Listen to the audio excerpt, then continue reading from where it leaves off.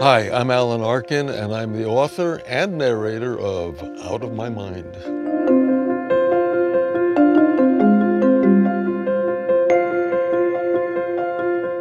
I've been studying Eastern philosophy and meditating for about 50 years, and I've had two spectacular teachers. And the second one, at one of the classes he handed out notebooks to everybody in the class. He said, for the next 20 minutes or so, I want everybody to write down experiences that they've had which made you know absolutely that there's more to reality than what we see.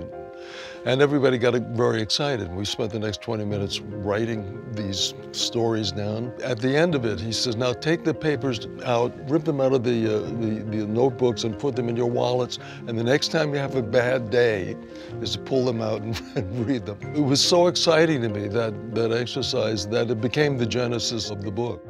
I first heard about Audible during the 1970s when I was living in Connecticut. John Fuller, a well-known investigative reporter, was a friend of mine. One Sunday morning, he asked me to come to his place. He said he had something he wanted to show me. When I got there, a few people were sitting around a 16mm projector, and after introductions, John ran the film.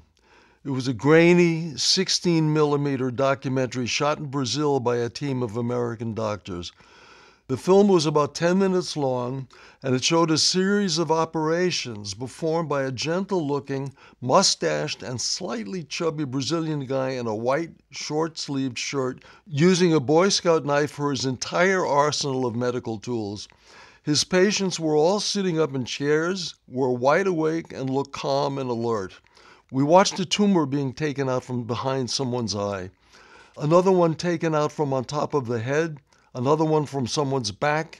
It was the most mind-blowing piece of film any of us had ever seen. It was very clear that no manipulation of the film had taken place. There was no CGI in those days, and what I found out later was that two of the team of doctors who had taken the film quit the medical profession after spending just a couple of weeks with this man. After we saw the film, John spent the next hour telling us the story behind what we had just seen. The only time I get into craft is when I talk about the experience of Audible, of going to Brazil and researching the psychic surgeon, which became an immense adventure and one of the most exciting experiences I ever had.